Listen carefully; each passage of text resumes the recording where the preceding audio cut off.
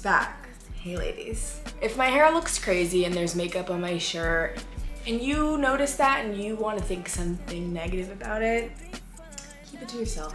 Please do, because I don't have it in me today. I'm getting braids in a week. I promise I'll look hot soon. All right, so hello ladies and welcome back. If you are new here, hi, I'm Alexis. I am 23. I live in New York, but I also live in LA. I'm a bi-coastal girly and I am moving or starting my life in LA next week. So isn't that fun? Isn't that great? But if you're new here, I work full-time in big tech. I work in the creator space at YouTube, and I also am a creator myself. And so I have a lot of insights, and I live, breathe, sleep, eat the creator economy 24/7 every day. And a few weeks ago I was at VidCon and I made some observations, and I keep getting DMs from a previous video I did about getting paid brand deals as an influencer. So I wanted to make an updated video for you that is basically all you need to know about becoming a creator and getting paid in 2022. I am a pretty small creator. I have just hit 100K on TikTok, 16K on Instagram, and 10K here on YouTube, but I do make 6 figures from content, and I want to talk to you about how, I want to talk to you about why, and give you some information about the overall creator economy. With that being said, I want to make something very clear, which is that we are in a new age of content creation. It doesn't mean that it's a worse age or a better age than where we've been before, but we have to remember that this industry of being an influencer and a creator is really less than 15 years old. I mean, YouTube has only been around for less than 20 years, and so in late 2000s to early 2010s, we had a huge surge of huge YouTubers and the people that we grew up watching as well.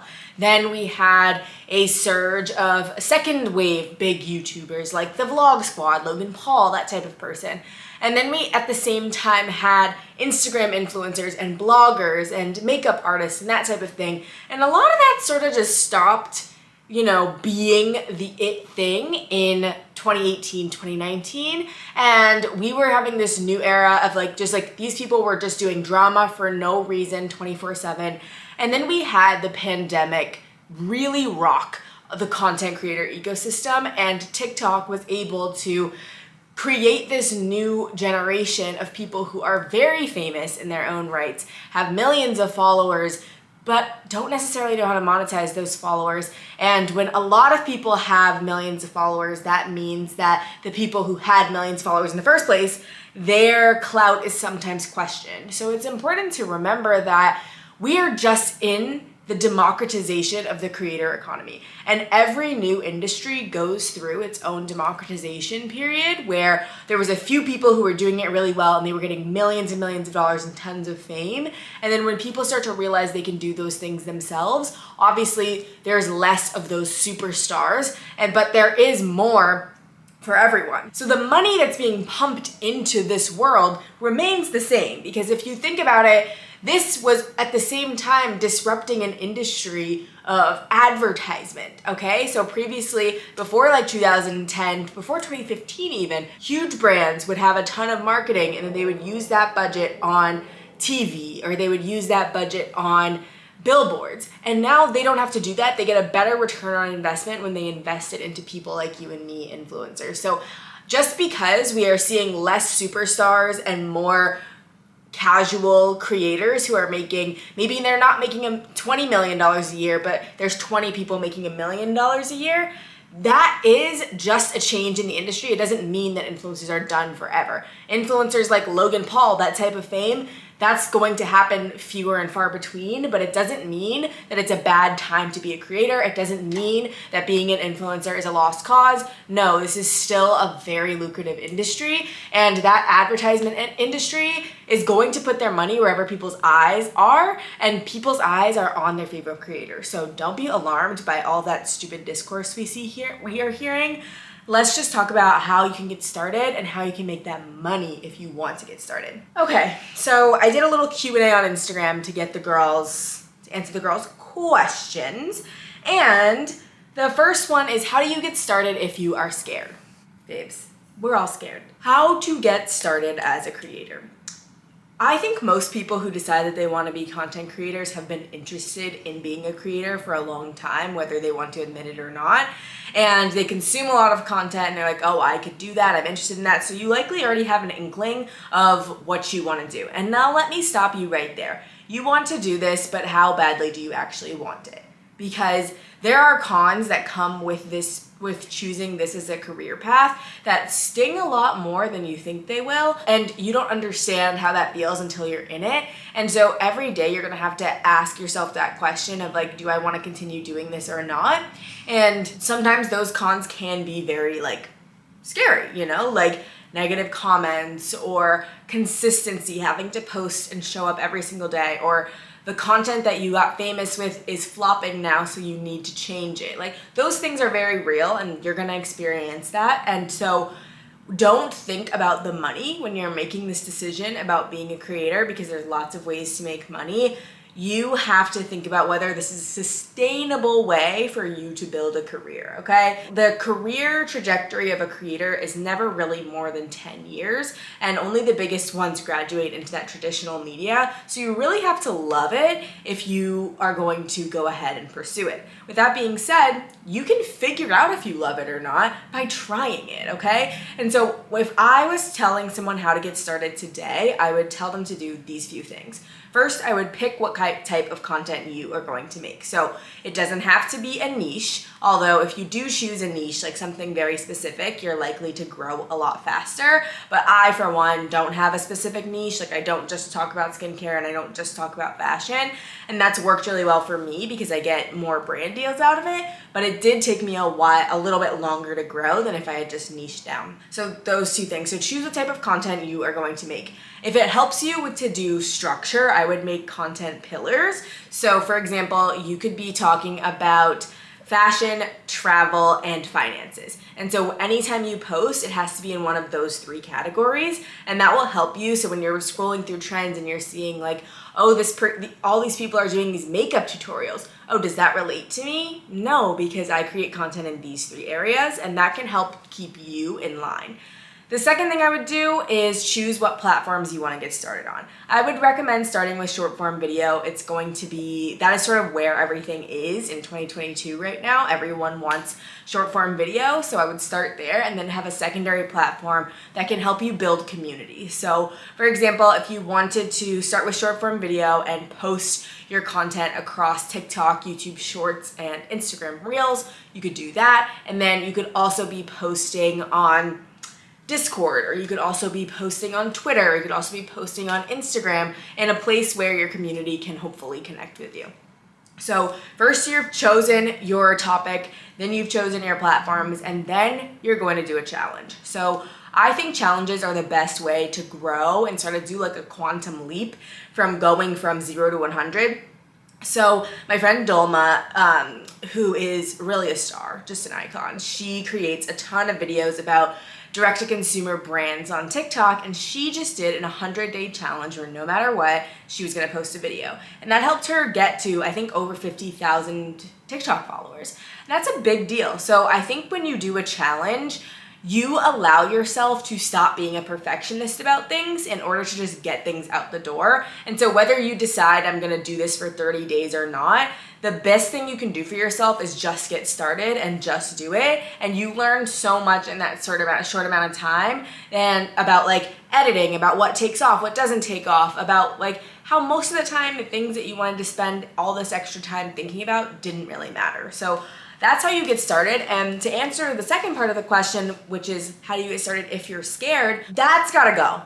In this content creator world, people are gonna talk shit. In this world, period, people are going to talk shit about you, no matter what you do. Whether you are succeeding and you're incredible, like I just had this happen to me. Like, people are always going to talk shit about you, whether you're doing well or whether you're doing poorly. Therefore, you cannot take that shit personally. You can either have a really fun, really nice life that you enjoy and you don't care what people say about you, or you can care what people say about you and be consumed by that for the rest of your life. Which one matters more?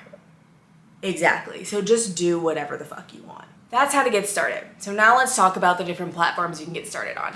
Obviously, there's tons of different platforms out there, more than just the ones we think of like YouTube, Instagram, and TikTok. There's YouTube, Instagram, TikTok, Twitter, Discord, Patreon, podcasting, Pinterest, all these places. And if you're someone who's like really been interested in being a creator, but you want a little more anonymity, you don't want to be short form video making TikToks like that all the time, something I would consider is getting started on Twitter. And that I don't know how to do that, but people have done it and they still make money. Same thing with Pinterest. If you are someone who likes creating beautiful pictures or beautiful videos, but you don't really want your name to be attached to them, Pinterest is a great way to get started and post those things. So with that being said, in terms of the platforms that are going to give you the most longevity, YouTube is number one. YouTube has been around for over 15 years, supports their creators a ton, does revenue share with creators, and yes, I work at YouTube. Nothing I say in this video reflects the opinions of my employer by any means. This is my personal opinion as a creator. YouTube is the best for longevity, and it's also the most fulfilling platform for me, at least. I feel so connected with the people who actually decide to sit down and watch a 40-minute vlog of me. Like, those are gonna be your besties. And so with shorts on YouTube, it's really easy to get started building a following here, and long form is a great way to continue to nurture that audience. And TikTok is a great way to blow up and build your audience really quickly and to stay on top of trends and just experiment, get your name out there. It's by all means necessary in today's economy. If you want to be a creator, you want to really master short form video, and TikTok is a great place to get started with that. But it is relatively new. We've only had TikTok sort of in our ether for 3-4 years, and so we don't really know what it could look like 5 years from now, you know? So beware of that. Like, the people who were super big on TikTok in 2020, where are they now, you know? Like, so I would think about that. But it is a great place to get started. The next one is Instagram. Instagram is great for building community. Instagram stories, DMs, all of that is incredible for building community. Do not waste your time trying to grow an Instagram following within Instagram. Unless you are a super aesthetic, like pretty girl who is making like aesthetic dinners every day for lunch, or if you're someone talking about finance and you're gonna have a bunch of people mad at you in your comments, Instagram and Instagram Reels doesn't really help your discoverability as much as I would say doing it on TikTok or YouTube would. That's my opinion. Keep your Instagram as a portfolio, as a resume of who you are as a creator. So I would still prioritize posting on Instagram. I would still prioritize your little outfit photos, posting stories, doing Q&As every so often.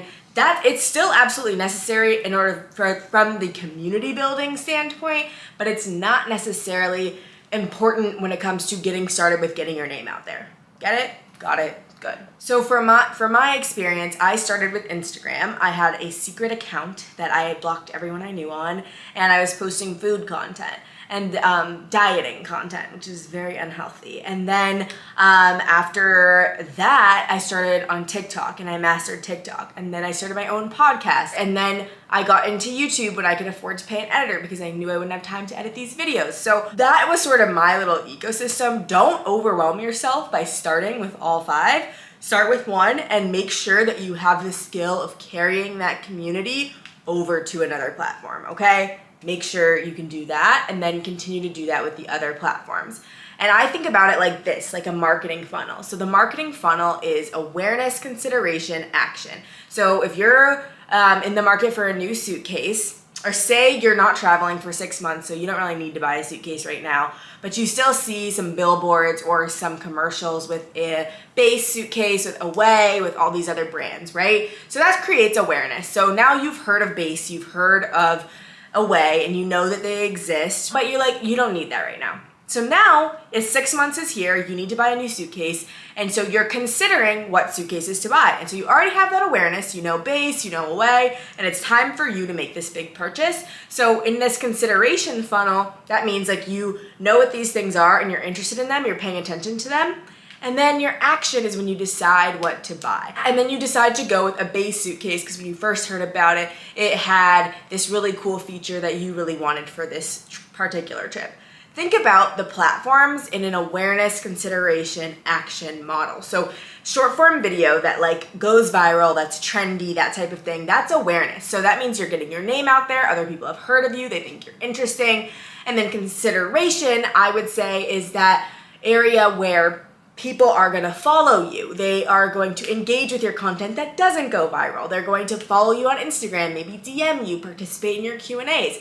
Consideration. Action is when they're actually investing in your long form content or buying products from you because they love your content. So they are watching your YouTube videos, they are listening to your podcast, they are buying your product recommendations. Consider it like that, and don't think of TikTok, going viral on TikTok, as the ultimate form of success, because it's not always going to translate to those numbers. So with all that being said about all these different platforms, here's how you need to set yourself up for success early if you want to turn this into a career. 3 main things. 1, you need to create a dedicated email address that is clearly listed on all of your platforms, that you check every single day and respond to all emails in there within 24 hours. This is a non-negotiable, especially if you want this to be a business. It needs to be a professional email, no stupid underscores or like, you know, your email address from when you were a child. It needs to be a very clear email. That way people can get in touch with you with brand opportunities. 2, you need to build a great little link in bio so that when people come to you for whatever content that you're putting out, they can click on that link and get whatever they want. So for example, I like to have on there links to my apartment. Everything that's in my apartment is on my link in bio right there, because a lot of people discover me from viral videos about my apartment, right? So I want to make sure that they are excited and they can get exactly what they want from that link in bio. A great link in bio tool is called Norby, and it is incredible. It's so beautiful, it's customizable, and you can actually collect email addresses and phone numbers through this app, which is incredible because not only is it beautiful, but you also can create that direct relationship with your audience. Remember, girls, these platforms are not here to stay long term. We don't know what's going to happen with them. So you want to be able to have a dedicated communication line with your community, and you can do that through newsletters. I would recommend a newsletter weekly that you do through Flowdesk. It's not a need, but it's definitely a best practice. And finally, you want to create an editorial calendar or a schedule for yourself after you've spent some time creating content. So after doing this for a year and a half now, I know what it takes for me to get shit done. So for example, I need 1 or 2 hours to just sit on my phone and scroll through TikTok and get ideas for creation. The ideas don't just pop to me out of nowhere all the time, right? Like, you're watching stuff, you're getting inspired, you're getting excited. So I dedicate certain nights a week where it's like, that's all I'm doing, because that's how you stay in the know. For YouTube videos and for podcast episodes, I dedicate a 4-hour chunk every month just to sit down and film and get all of this shit done, because I know that I can't just do it incrementally throughout the month. I need to make sure that I have time to expand and explore and do what I need to do, you know? So it's very important to know yourself, and you won't really know yourself and your content creation systems until you've spent a few months doing it. And then you can create a calendar for yourself. Then you can create a challenge or some system for yourself to make sure that you are committing to this. And so sometimes that just looks like, I promise myself I'm gonna post on TikTok twice a day for this whole month. And sometimes that looks like my very extensive Notion editorial calendar that I have for my podcast, you know? Like, it can be whatever works for you, but make sure you give yourself some amount of structure, because otherwise you will go crazy. So we're gonna go right into the monetization part of it, starting with, how do you get gifted products from brands? So gifting is so much fun. It's one of the coolest parts about being an influencer, is getting shit for free. I love getting shit for free, and I'm sure you do too. So let's talk about how to get gifts from different brands. All right, so first of all, you're gonna wanna have been creating for a little while. You have a little bit of a following, and I think it's important to, going back to the beginning when we identified what type of content we were creating. If it's not makeup, you don't need to pitch to a makeup brand. If you are a travel exclusive influencer and you want to be gifted product, you need to think about why a company would give you shit for free. Oh, because they have an engaged audience in the travel niche, and probably it would be do good for us to give them this product. This is how I approach brands. First of all, I follow them on whatever platform, whether it's Instagram, TikTok, wherever you have the most followers. Engage with their content for like a week and set a reminder for yourself to reach out after you've engaged with their content for a while and say, hi, my name is X. I am an X influencer with X amount of followers. I've been eyeing your product for a while, and when I recently asked my audience what I should try or things that they were interested or looking at, they all said that they are really interested in your product. So I'm reaching out to see if there are any gifting opportunities or collaboration opportunities, because if so, I'd love to be considered. Boom, did it. You're done. You got it.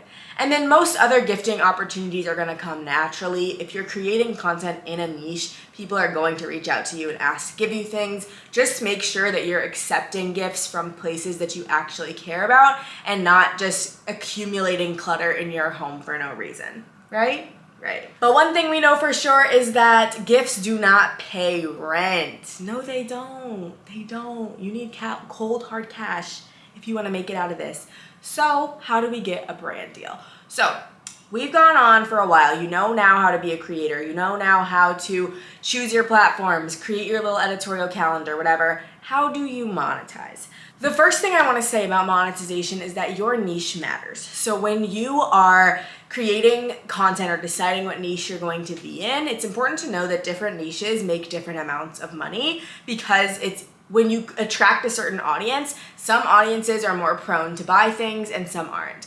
So for example, in the YouTube community, I believe the finance niche pays really well. So people who make content about finances and investing and that type of thing have a little bit of a higher ad rate than people who are making comedy content, because the people who are paying to advertise on videos about financial stuff are big banks and they have bigger budgets to put towards that. Whereas really anyone would advertise on a comedy video because it gets tons of views and it's super fun, but is that audience a specific interested type?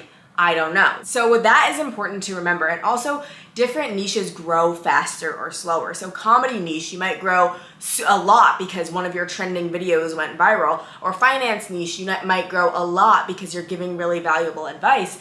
But if you are a lifestyle creator or fashion and beauty or doing something in an area that's a little more saturated, you might grow a little bit slower, but you'll have access to more brands who want to sponsor you long term. I'm a lifestyle influencer, and this month I've had brand deals from a toothpaste company to a makeup brand to a sheets company. You know, you could do really anything. So that's why I really like my niche, but it's not for everyone because it takes a lot of consistency and really loving doing it, and you have to show your personality a lot more. But with that being said, here's how you actually get paid and price yourself. Starting with pricing yourself, I learned this recently at the Every Stylish Girl Social Media Summit. The best way to think about pricing yourself is 2 to 6% of your total follower count on Instagram or TikTok should be your starting rate for content. So for example, I have 100,000 followers on TikTok. $2,000 to $6,000 should be what I am starting with when someone asks me to create content for them. All right, and that's your starting rate. So if you ever see me post a TikTok ad, at least in the last few months, I have been paid at least $2,000 for it because that's my rate minimum. And then if that brand wants to do more things like exclusivity, so that means that you cannot post or you can't do a brand deal. So say I did a brand deal with Nike, for example, and they wanted exclusivity for like 90 days. So that means I can't do a brand deal with Adidas, with Fabletics, or with any of their major competitors until that 90 days is over, which means if Fabletics reached out to me the next day, I couldn't take that deal, which means I'm leaving money on the table. So charge double for exclusivity and then hopefully get a manager. I don't know, the rates are always changing, so this is a good place to start, but it is by no means the end all be all of influencer rates, okay? So if someone reaches out to you to do content, start with that 6% number and work your way down. And then if they're asking for things like usage and rights, that's going to be another increase. So usage means that this brand can use your content on their own channels and put paid ads behind it for as long as they want, basically. So they kind of own your likeness in that way.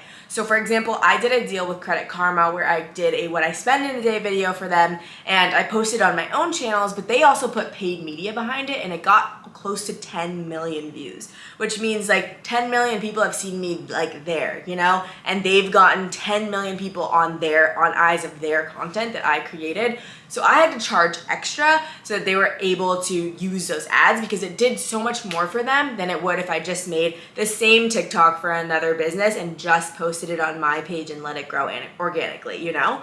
So I would charge 30% of the original rate for every month that they want to use your content. So to pitch yourself to a brand and get a brand deal, I would use a similar model to what we used for getting gifting opportunities.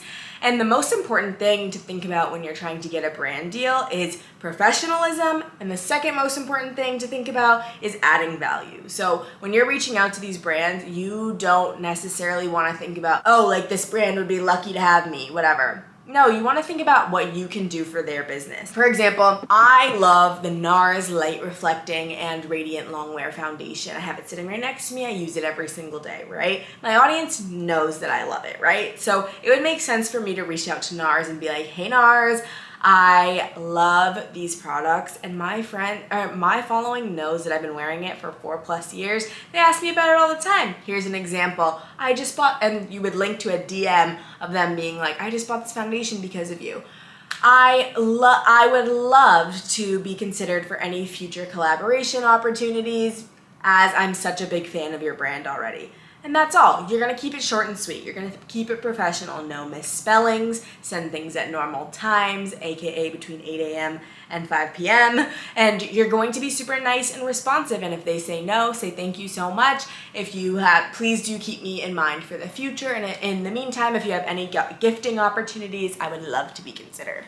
Keep it professional, keep it sweet, keep it kind, do it that way. Last little thing about what to charge is I can give you these percentages, but the most important thing you can do is build a community with other creators in your niche and that are your size. So always reach out to other creators and be like, hey, I saw that you also create this content, so nice to meet you. Like, I love this, would love to chat about it sometime. Because that's really how I learned what to charge. Like, this time a year ago, I had no idea. And I just had creator friends that I would text and be like, hey, this person reached out, what should I say? And that's sort of how I did it. Now, don't be coming to my DMs asking me if we weren't already friends, but I would just say, like, building a community is going to be your #1 help in building a career as a creator. The next few questions are pretty niche, but the first one is, when do you start with an LLC? When do you decide that you want to outsource this, make this a business? Well, an LLC was something I did because I wanted to separate my business money and my money from my corporate job. The benefits of an LLC are like tax benefits, and you have a business bank account and business credit, and also you are protected legally for a number of reasons when you have an LLC. I'll link more information about that down below because I'm not an expert, but I actually did it because I wanted to keep things separate.